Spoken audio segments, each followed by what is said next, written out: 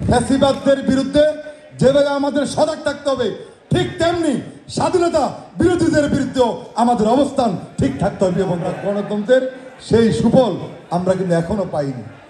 আমরা এই যে ফ্যাসিবাদদের বিরুদ্ধে যে আন্দোলন সংগ্রাম, একটি সুষ্ঠু নির্বাচনের জন্য, একটি গণতান্ত্রিক বাংলাদেশ অর্জনের জন্য, কিন্তু আমরা কিন্তু এখনো সেই নির্বাচন এখনো কিন্তু পাইনি। তাই আমি বলতে চাই, যারা আজকে দায়িত্বে আছেন, আপনাদেরকে অনতি বিলম্বে এই নির্বাচনের রোডম্যাপ ঘোষণা করে এই বাংলাদেশের মানুষ যে গণতন্ত্রের জন্য রক্ত দিয়েছেন, যাতে সেই গণতন্ত্রের সুফল মানুষ পেতে পারে, সেই জন্য আপনারা ব্যবস্থা করেন। আপনাদের সংস্কারের নামে দীর্ঘদিন যে নির্বাচনকে থেকে মানুষকে দূরে রাখা, সেটা কিন্তু সঠিক না। সংস্কার সারা জীবনে সবসময় হতে পারে, সবসময় সংস্কার হবে।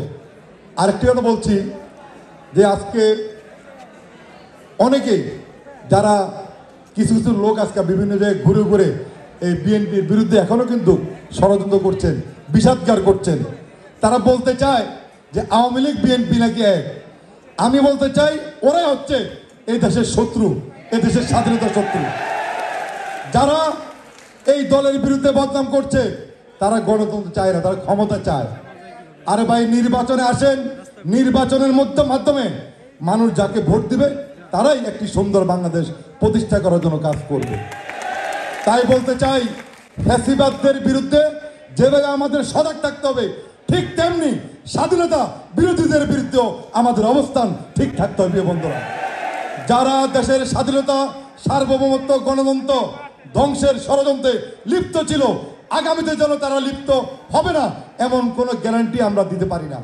তাই বলতে চাই, অনেক রক্তের বিনিময়ে অর্জিত গণতন্ত্র যে কোনো মূল্যে স্বাধীনতা বিরোধী, দেশ বিরোধী ফ্যাসিবাদদের আমাদের রুখার জন্য ঐক্যবদ্ধ হবে। আমরা ঢাকার রাজপথে আছি, যে কোনো সময় ইনশাল্লাহ এদের প্রতিহতের জন্য আমরা রাজপথে থাকবো। সেই প্রত্যয়ে আজকের মতো ধন্যবাদ জানাচ্ছি। খোদা হাফেজ। বাংলাদেশ জিন্দাবাদ।